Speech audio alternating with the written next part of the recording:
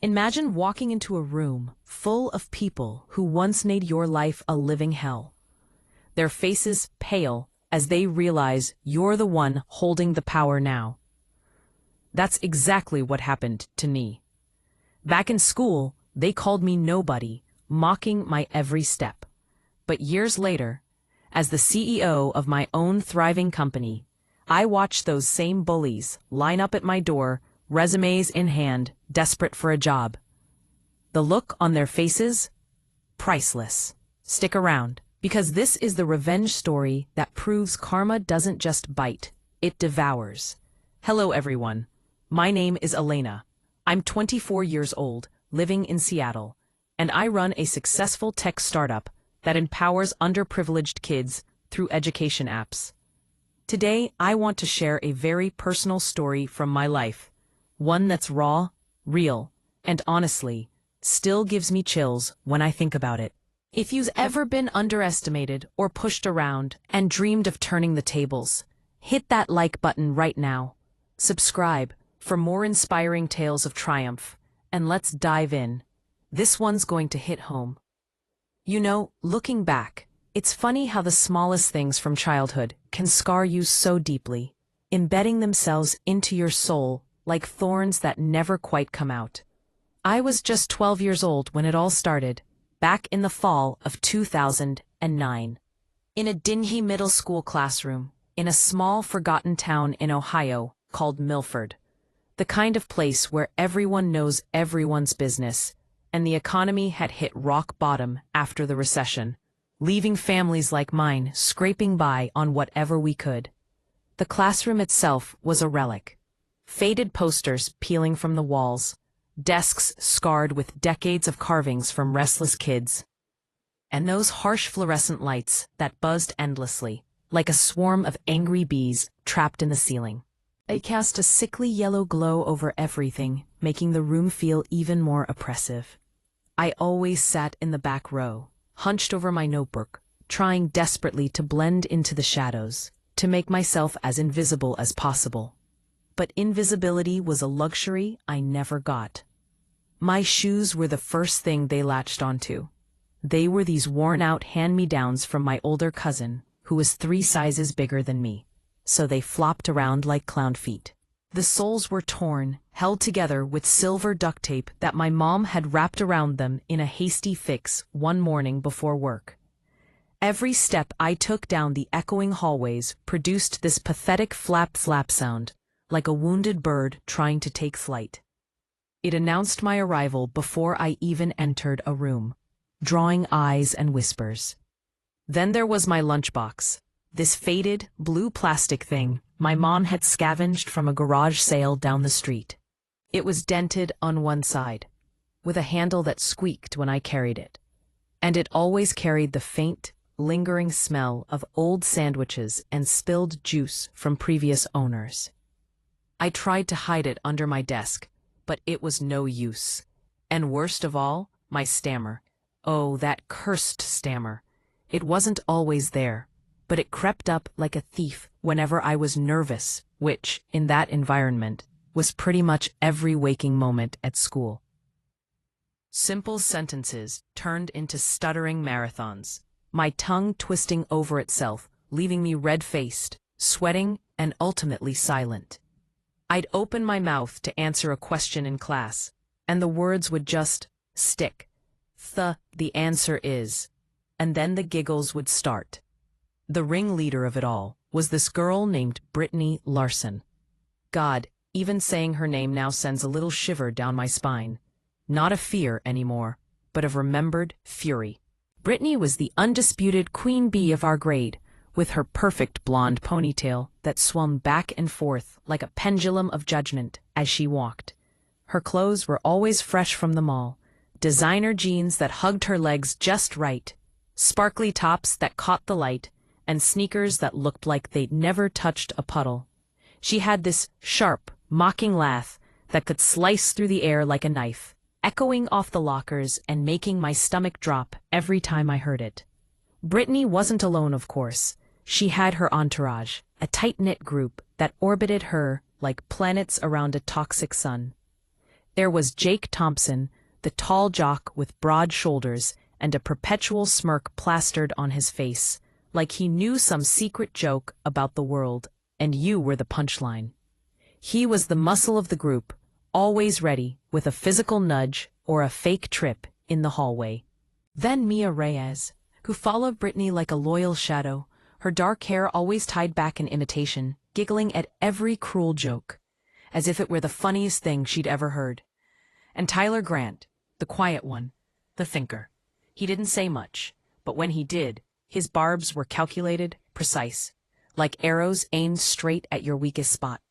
They stung the deepest because they felt personal, intentional. They called me nobody, not in hushed whispers behind my back, but right to my face, loud enough for the entire class to hear and join in. It started one rainy afternoon during math class. I was struggling with a problem on the board, my chalk squeaking against the surface as my hand trembled. "Hey, nobody, pass the pencil, if you can even hold it without dropping it like everything else in your life," Brittany sneered from her seat in the front row, her eyes sparkling with that malicious glee. The class erupted in laughter, a chorus of snickers and guffaws that made my ears ring. I felt my cheeks burn hot, like someone had slapped me, my hands clenching under the desk until my nails dug into my palms, leaving little crescent-shaped moons that I'd pick at later. Inside my head, a whirlwind of thoughts raged. Why me? What did I ever do to deserve this? Can't they just leave me alone for once? But outwardly, I said nothing. I couldn't. The stammer would have betrayed me, turning any retort into more fuel for their fire. Powerlessness, that's what it was. A deep, gnawing sense of being utterly powerless, like I was trapped in a cage while they poked at me with sticks. It wasn't just the words that cut, it was the actions that followed, escalating day by day, until school felt like a battlefield I dreaded entering. One particularly brutal day stands out in my memory like a scar. It was lunch period. The cafeteria a chaotic symphony of clattering trays, shouting kids, and the greasy smell of overcooked fries mingling with the tang of spilled milk. I sat at the end of a long table, alone as usual, carefully unpacking my lunch. A simple peanut butter and jelly sandwich my mom had made that morning with whatever bread we had left in the pantry.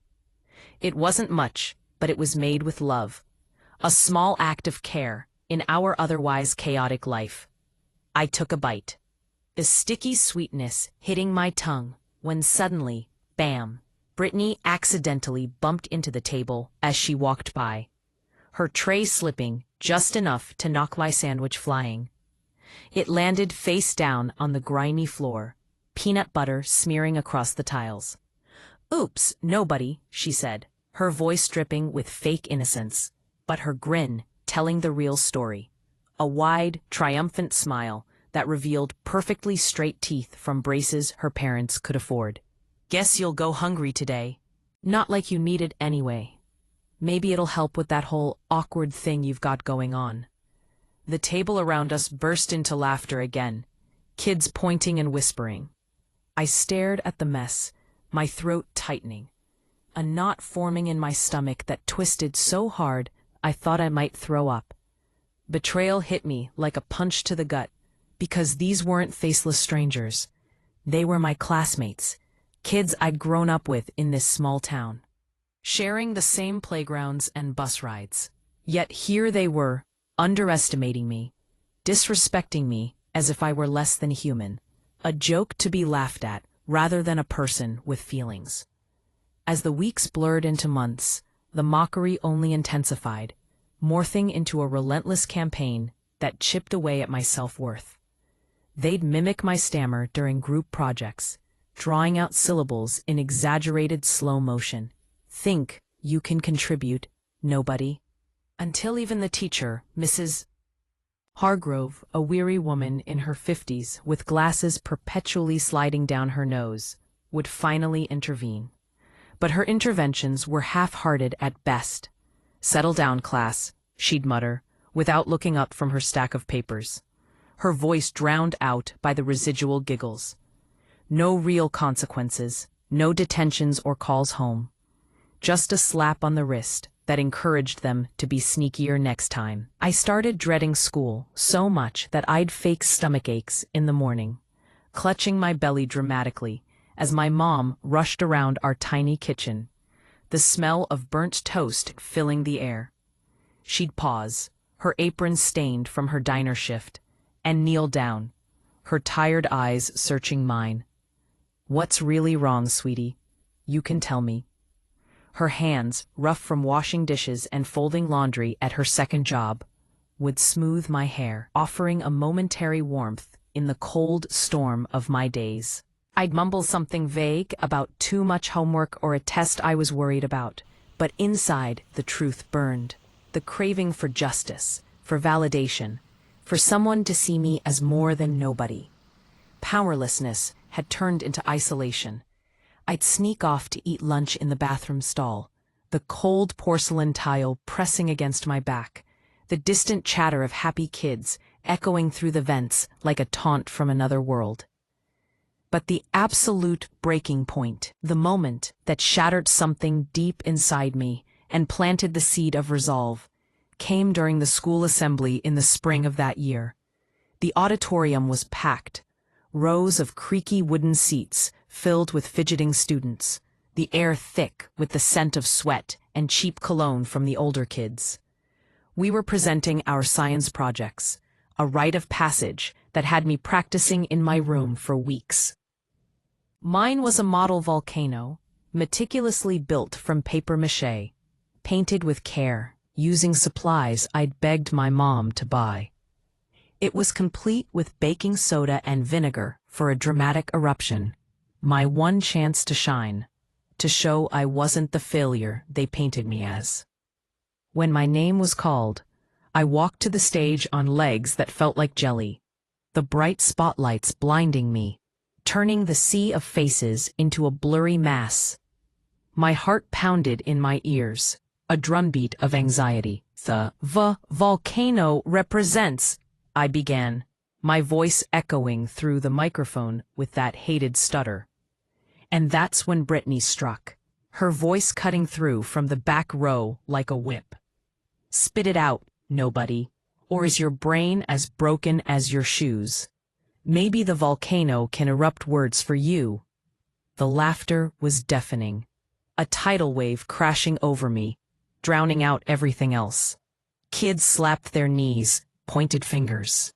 Even some teachers chuckled before catching themselves. I froze, the vinegar bottle slipping from my sweaty fingers, spilling across the stage in a fizzing puddle that mirrored the chaos in my mind. Humiliation flooded me, hot, sticky, overwhelming, like the mess at my feet. Tears stung my eyes as I bolted off stage, pushing through the side door and locking myself in the janitor's closet. The smell of bleach and dust enveloped me as I slid to the floor, sobs racking my body, knees pulled to my chest. This can't be my life, I thought, fists clenched so tight my knuckles turned white. I won't let them define me. One day they'll see who I really am. One day they'll regret every word. That night, back in my cramped bedroom with its peeling floral wallpaper and the faint hum of the neighbor's TV seeping through the thin walls, something irreversible shifted. The tears dried, replaced by a quiet fire in my belly. I stared at my reflection in the cracked mirror above my dresser, seeing not the broken girl they mocked, but a spark of potential. "I won't be nobody forever," I whispered to myself, the words coming out smooth, for once in the privacy of solitude. "I'll build something they can't touch. I'll make them eat their words." It was a vow, silent but binding, that carried me through the remaining years of middle school and into high school. High school brought its own challenges, but that resolve simmered quietly beneath the surface, fueling me like an underground spring, while Brittany and her crew coasted on their popularity, partying on weekends at Jake's house, where the bass from the music would thump through the neighborhood. or skipping classes to hang out at the mall. I threw myself into my studies with a ferocity that surprised even me. I joined the computer club after school, huddled in a stuffy room that smelled of overheating electronics and stale pizza from fundraisers. There, on ancient desktops donated by a local charity, I learned to code. Basic HTML at first, then Python, my fingers flying over the keys as lines of code brought virtual worlds to life. The stammer? I tackled it head-on, practicing speeches in front of that same cracked mirror, reporting myself on an old flip phone until the words slowed smoother, less hesitant. It wasn't easy. There were nights of frustration, slamming my fist on the desk, wiping away hot tears of defeat. I'd whisper affirmations in the dark. You are somebody. You matter. Their words don't define you. My grades soared, earning me scholarships that whispered promises of escape. College was the real grind. A state university 2 hours away, where I majored in computer science. My dorm room was a shoebox, shared with a roommate who blasted pop music at all hours, the walls thin enough to hear every conversation next door. I survived on instant ramen and late-night coffee runs, the bitter brew scalding my tongue as I pulled all-nighters debugging code. Internships at startups followed, grueling positions where I fetched coffee as much as I coded. But each one taught me resilience. Every rejection email that pinged into my inbox, every failed pitch to investors who dismissed me with a wave, echoed those old classroom taunts. But instead of breaking me, they fueled me, turning that old powerlessness into a burning purpose. I'll show them, I'd think, staring at my laptop screen in the dim glow of my desk lamp. I'll build something that changes lives. After graduation, at 22, I took the leap and launched my own company, Empower Ed. It started humbly in a cramped one-bedroom apartment in Seattle, where rain pattered endlessly against the windows, and the faucet dripped like a metronome, keeping time with my frantic typing. The app connected low-income students with mentors, tutors, and resources. Everything I wished I'd had as a kid. I poured my soul into it, coding through the nights, pitching to anyone who would listen. Investors trickled in at first, drawn by the passion in my voice, the innovation in the product. By 25, we'd secured millions in funding, expanded to sleek offices overlooking the Puget Sound, where the waves glittered under the sun like diamonds. Our team grew to 50 dedicated people, all aligned with the mission, empowering the nobodies of the world. Success tasted sweeter than I imagined. Not just the financial freedom. The ability to send money home to my mom so she could quit one of her jobs, but the validation. I'd turned their underestimation into my empire. Fast forward to last year, the summer of 2024, when everything came full circle in a way I could never have scripted. Empower Ed was booming, and we were expanding rapidly, hiring for entry-level positions in marketing, coding, and customer support. Job postings went up on LinkedIn and our website, and resumes flooded my inbox like a digital tidal wave. As I sat in our glass-walled conference room, the scent of fresh coffee from the break room wafting in, sunlight streaming through the floor-to-ceiling windows, overlooking the bustling city below, I reviewed the applications with my HR team. Names blurred together until a few jumped out like ghosts from the past. Brittany Larson, Jake Thompson, Mia Reyes, Tyler Grant. My heart skipped a beat, a rush of adrenaline surging through my veins, making my skin tingle and my breath catch. No way. This can't be real. But there they were, their profiles attached, stagnant careers marked by job hops, unemployment gaps, and desperate summaries begging for a fresh start in a dynamic environment. Curiosity mixed with a simmering satisfaction, a cocktail of emotions I'd buried long ago bubbling to the surface. I decided to handle the interviews personally, scheduling them back-to-back on a crisp Friday morning. The office lobby buzzed with energy, applicants in ill-fitting suits clutching portfolios, the air humming with nervous chatter and the clack of keyboards from nearby desks. First up, Brittany. She strode in with a forced confidence, her once perfect ponytail replaced by a sensible bob that framed a face, lined with the subtle wear of years, faint crow's feet, a tightness around her mouth. She didn't recognize me at first. Why would she? I'd transformed. Straight posture from yoga classes, a tailored designer blouse that whispered success, and no trace of the old stammer in my steady voice. As she sat across from me in the plush leather chair, her eyes scanned my nameplate. Elena? Wait, Elena from Milford Middle? The nobody? Her voice faltered, color draining from her cheeks like water from a punctured balloon. Realization hit her like a freight train, widening her eyes, parting her lips in shock. You're the CEO? This is your company?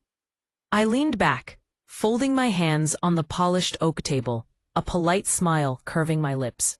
Yes, that's me, Brittany. It's been a long time. Tell me, why do you want to work at Empower Ed? She stammered.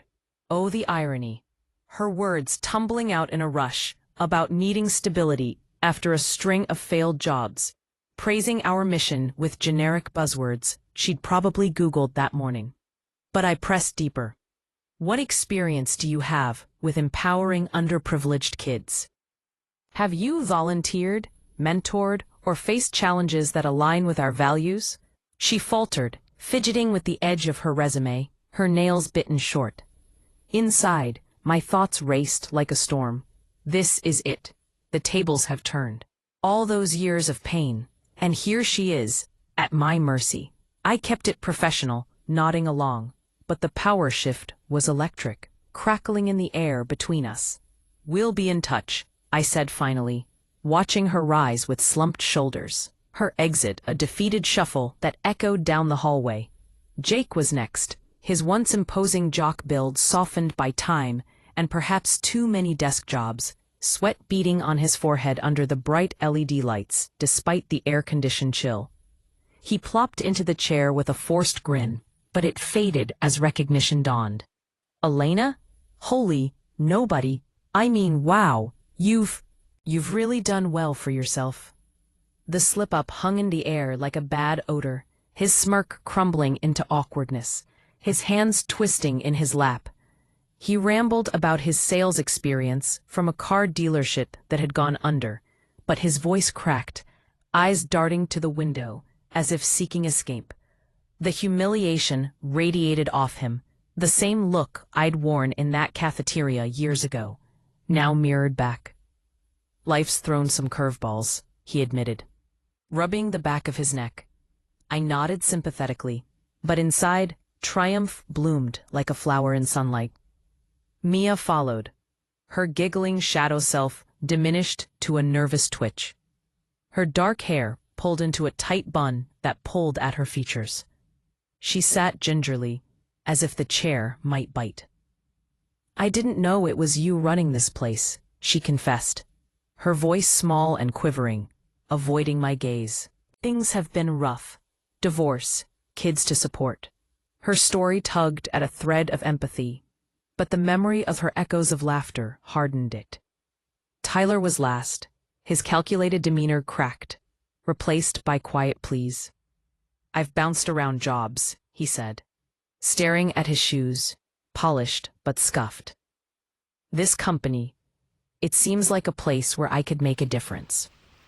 His eyes met mine briefly, flashing with a mix of anger and defeat, as if resenting the role reversal. One by one, they lined up at my door, metaphorically and literally, resumes trembling in their hands, begging for scraps from the empire I'd forged, from the ashes of their cruelty. I didn't hire any of them, not out of petty spite, but because their skills didn't align, their attitudes a poor fit for a team built on empathy. But oh, the payoff, the shocked widening of eyes, the angry flush on Brittany's cheeks as she stormed out muttering under her breath. Jake's humiliated stammer as he thanked me for my time. Mia's teary exit. Tyler's clenched jaw. It was a symphony of justice. Relief flooded my chest like a dam breaking, washing away the last remnants of that powerless girl. Triumph surged through me, validating every tear shed in that janitor's closet, every doubt whispered in the mirror. I wasn't nobody anymore. I was Elena, CEO, survivor, and in that moment, the one in control. Looking back on it all, this wasn't about sinking to their level or seeking cruel vengeance.